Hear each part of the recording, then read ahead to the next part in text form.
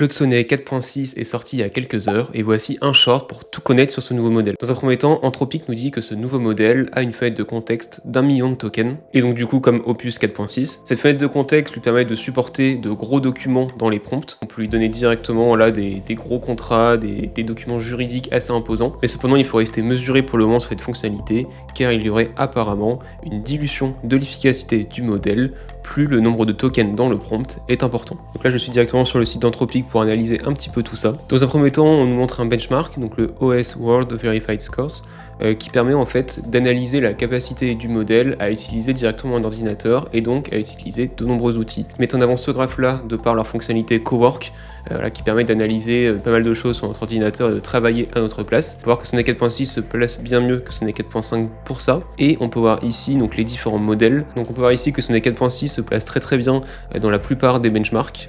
Donc bien sûr légèrement en dessous de Opus 4.6, mais en attendant ils n'ont pas les mêmes coûts non plus. Et en parlant de pricing, on peut voir juste ici que justement Sonnet 4.6 coûte moins cher par million de tokens que Opus 4.6, donc ce qui est normal pour le coup. Et ils veulent placer Sonnet 4.6 comme le nouveau modèle par défaut, remplaçant ainsi le précédent Sonnet 4.5. Donc les deux, on peut voir ici qu'ils ont la même tarification. Après, ce qu'il faut voir aussi, c'est leur consommation de tokens. Parce que même s'ils ont le même pricing par million de tokens, peut-être que Sonnet 4.6 consomme beaucoup plus. Par rapport à ça, j'ai fait un petit flow sur N8N, voilà. On va comparer un petit peu Sonnet 4.6 et Sonnet 4.5 justement en termes de consommation de tokens. Pour les deux, je leur ai soumis un prompt assez conséquent.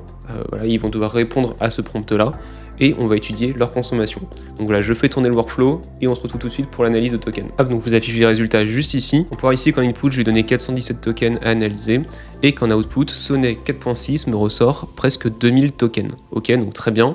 On va voir maintenant ce que me ressort pour le coup Sonnet 4.5. Donc voilà, ici j'ai le comparatif. En output, Sonnet 4.5 me ressort 921 tokens pour exactement la même demande, la même requête. Si ça vous intéresse, je vous ai mis le prompt juste ici. Vous pouvez faire une capture d'écran et copier le prompt si vous voulez. Donc là, pour le même prompt, au final, on a eu une consommation de tokens qui est quasiment doublée côté Sonnet 4.6, ce qui est assez conséquent. Donc après, potentiellement, la réponse, oui, elle est plus structurée, il y a plus, voilà, il y a plus de texte, donc forcément, ça consomme plus de tokens. Mais après ça, c'est à vous de savoir si vous voulez, pour la même réponse, quelque chose de plus concis potentiellement, ou quelque chose de plus précis, de plus conséquent en termes de réponse. Et dans tous les cas, par rapport à Opus 4.6, c'est sûr qu'on va préférer utiliser Sonnet 4.6 pour les tâches quotidiennes, voire même un petit Haiku aussi, parce que Haiku en soi répond très vite pour très peu de tokens. Et on conservera du coup Opus 4.6 pour des tâches qui sont très conséquentes, comme de la création d'apps, de sites internet, etc. N'hésite pas à me dire toi ce que tu penses de ce nouveau modèle en commentaire, et on se retrouve une prochaine fois pour un nouveau tuto. Allez, à plus!